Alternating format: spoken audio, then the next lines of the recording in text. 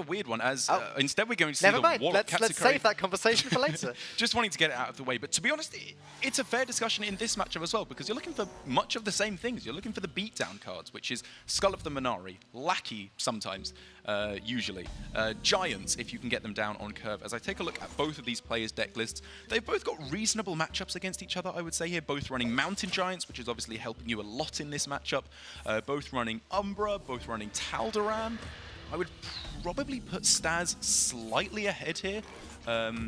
Because he is running Weapon Destruction and Katsucurry is not, which could be a pretty big swing, because obviously one of the most powerful cards in this matchup is the Skull of the Minari. Katsucurry has that strange advantage/disadvantage where he's got both Void Lords in his hand, hasn't drawn either Doomguard, but he has drawn both Possessed Lackeys. So he does have the potential to get out both Doomguards and only both Doomguards somewhat easily. As a Smork player, I find this to be acceptable. Quite acceptable. I mean, it's one way of ending this matchup nice and fast. If Gul'dan comes out, or any cubes get drawn. Or even before that, just with Spellbreaker, like two Doomguards smacking him in the face while you got a Spellbreaker attacking him too. That feels pretty good. You're getting through any Void Lords they throw down. You're in a good spot. So it's kind of down to Staz to prevent any of that from happening. He's obviously not really able to do anything this turn. I don't think there's actually any way whatsoever of removing this Doomsayer, and even if he could, there wouldn't really be a reason to. I mean, this is the benefit of being on the coin in this matchup, is that in the Doomsayer battles, you tend to win, because you... when you're on the coin, you are going to be... you can lead into your opponent's Giant turn first. Like, it's kind of weird how it works out, because obviously you're going second, but on your turn 3 it goes into their turn 4, which means they can't play their Giant on turn 4, but you can. But obviously in this scenario neither player even has a Giant, so it doesn't really work out in that way anyway. But if it had been here, it would have been a pretty good scenario for Katsucurry, whereas Staz has limited defensive possibilities for the moment. So how aggressively does Katsucurry want to play this? He could play Umbra this turn. Yep.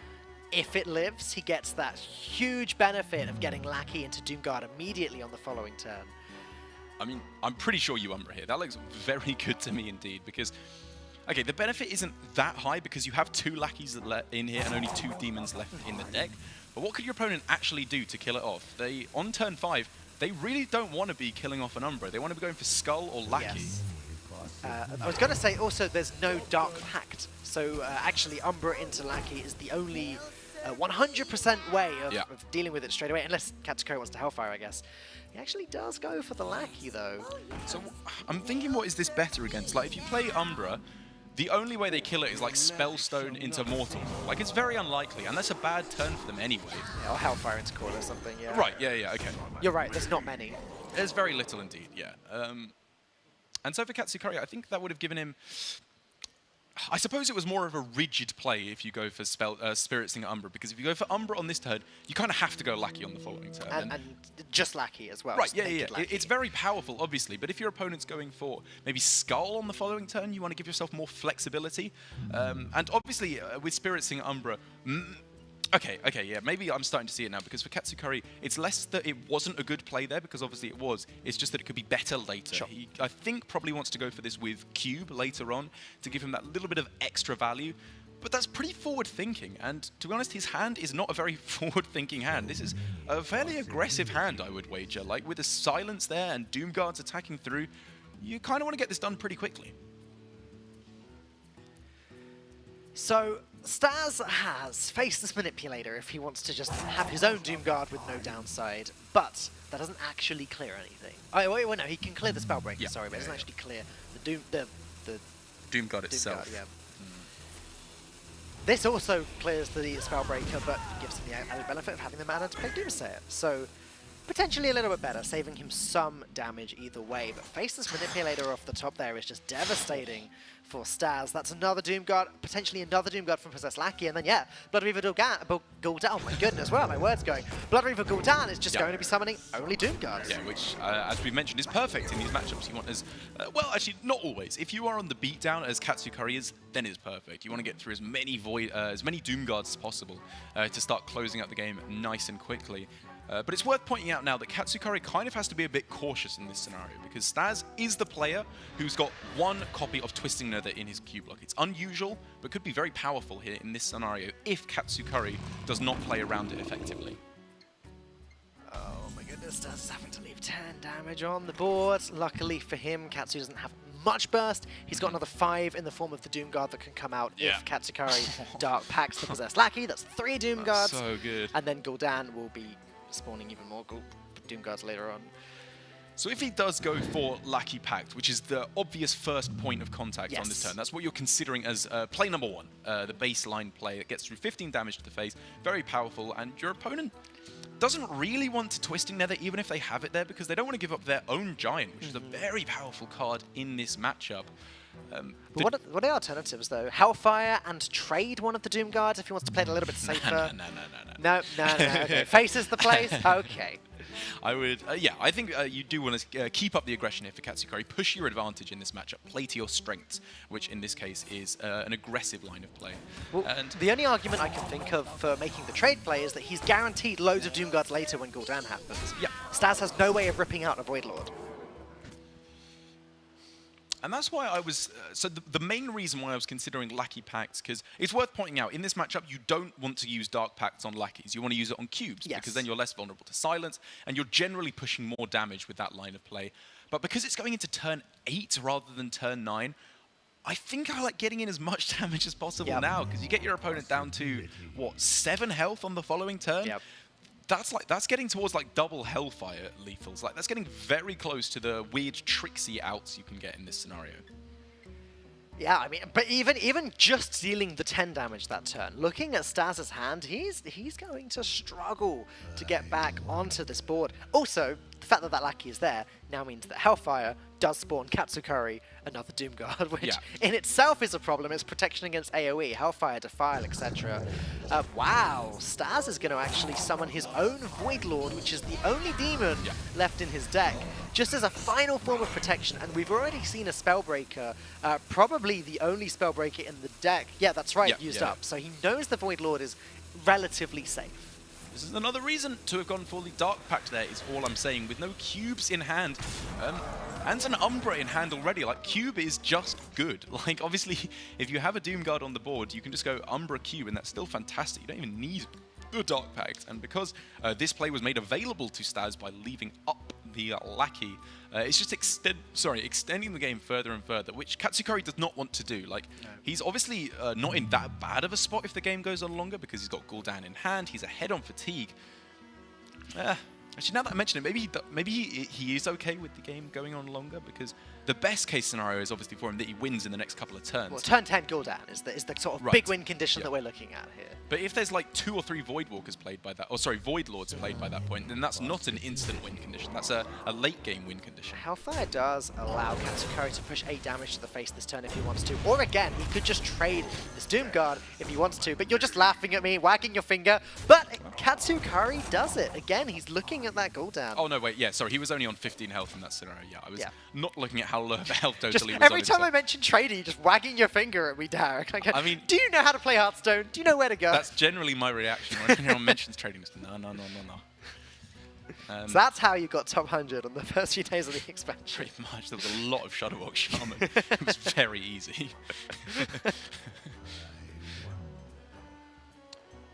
But yeah, like I said, this is a scenario for katsucurry where he was in a very good position, obviously, with his very aggressive lines of play, and he's still in a respectable position. You know, he can go for the Gul'dan nice and quickly, which is why we see Staz, even though he's already behind on fatigue, just going further. He's accepting, if I don't find Gul'dan soon, I'm always losing on fatigue anyway, so I need to find it very quickly. Prince plus Doom Guard or Prince plus Faceless is an option here if Staz wants to start summoning all of his own Doom Guards without actually summoning his Doom Guards.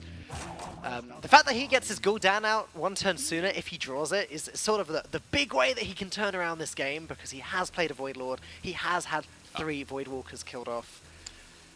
What? Looks like he's loading up for a Doom Guard here. Gets rid of Tal'Daram and Hellfire. That's Tal'Daram is pretty sad to be getting rid of in that scenario, I would say. But in response to your faceless Tal'Daram play there, I think if we hadn't seen Spellbreaker, I wouldn't mind it. But because we have seen Spellbreaker, there's Gul'dan.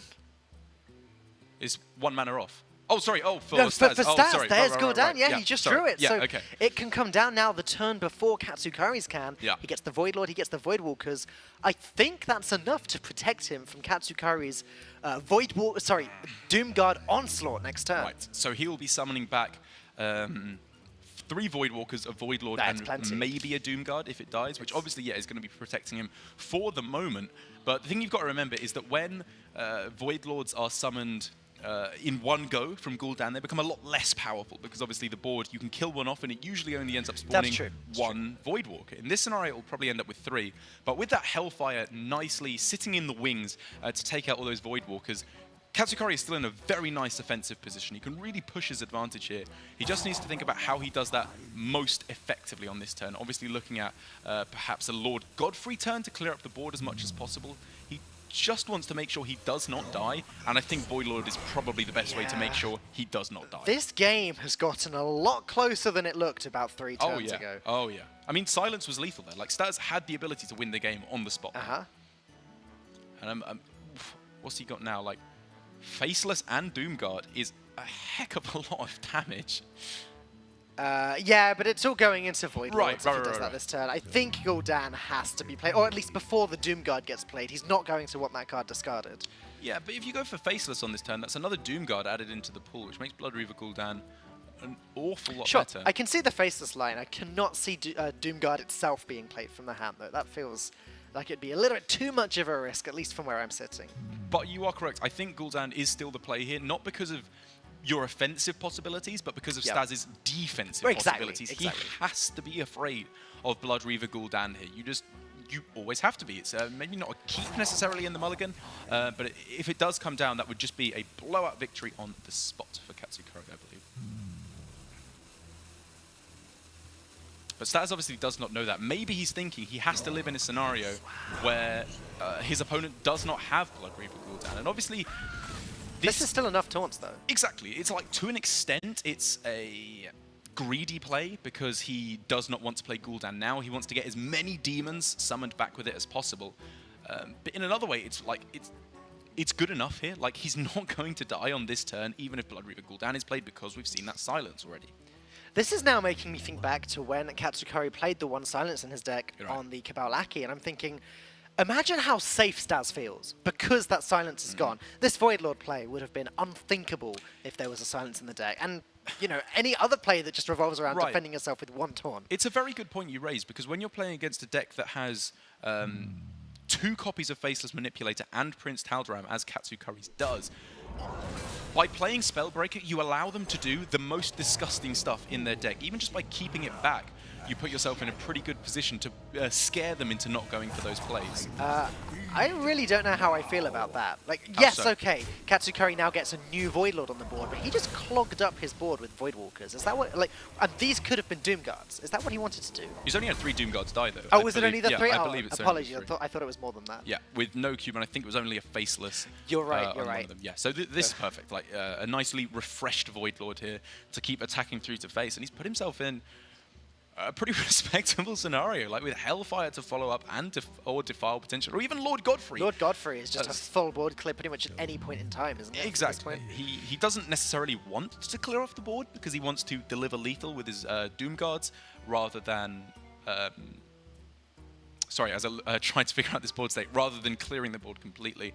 I'm looking at if maybe Hero Power Hellfire on the following turn would be lethal, but I believe it's guaranteed. Oh no, it's not guaranteed 2 Void Walkers, 2 Void Lords to come back. There is a chance, I believe, that only 1 Void Lord comes back, because we've seen 2 Void Lords, 6 Void Walkers, and 1 Doom Guard. Staz does have the ability to once again Faceless the Void Lord himself if he doesn't think that Gul'dan A good point, is safe a very enough. good point.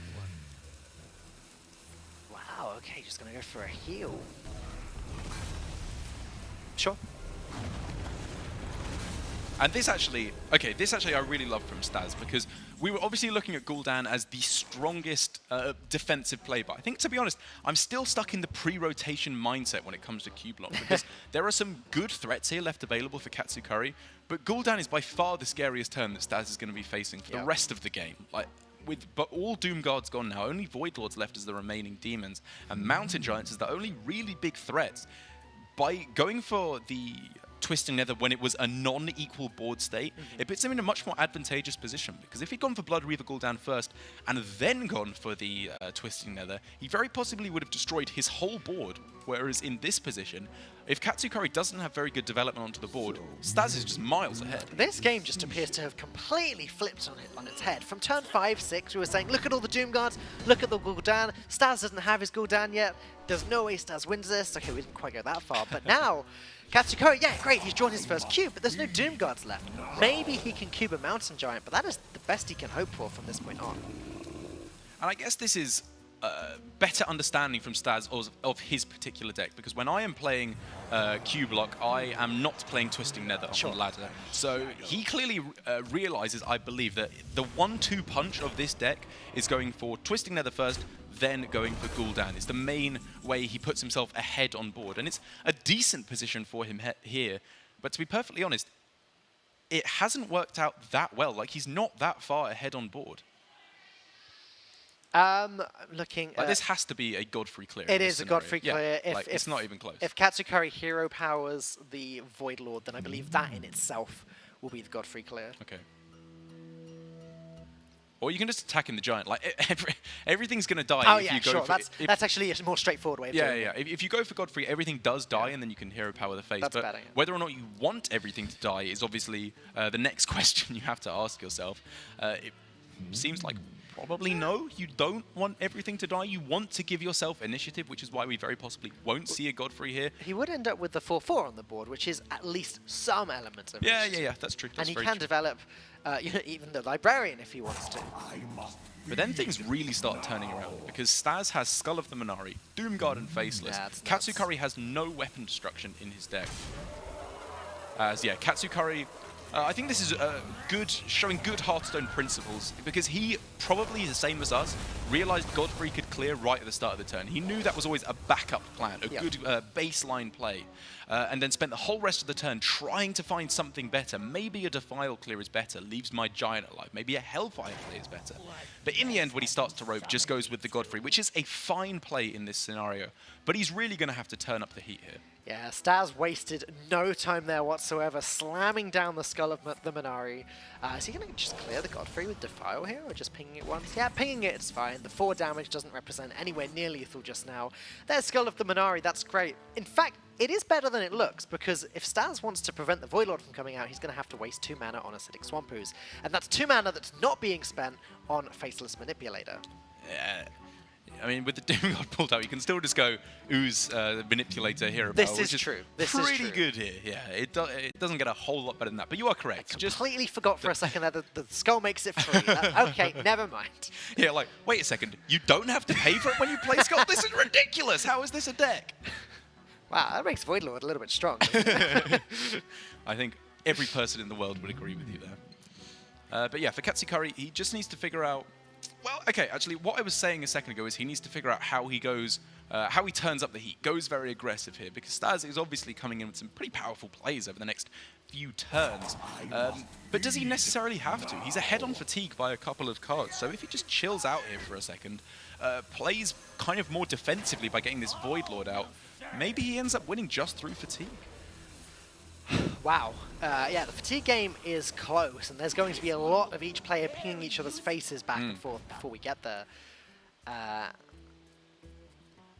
Okay, so okay, hold on a second. We're back to maybe Staz does need that mana that he was going to spend the Acidic Swamp Ooze on, so he can Faceless and Cube, or Cube and then Faceless. The silence is gone. That would be 4 Doom Guards. I mean, I think you probably go for Cube and Ooze on this turn. Yep, okay. Because getting rid of the Skull is kind of important. Oh, but giving yourself an extra Doom Guard is so good.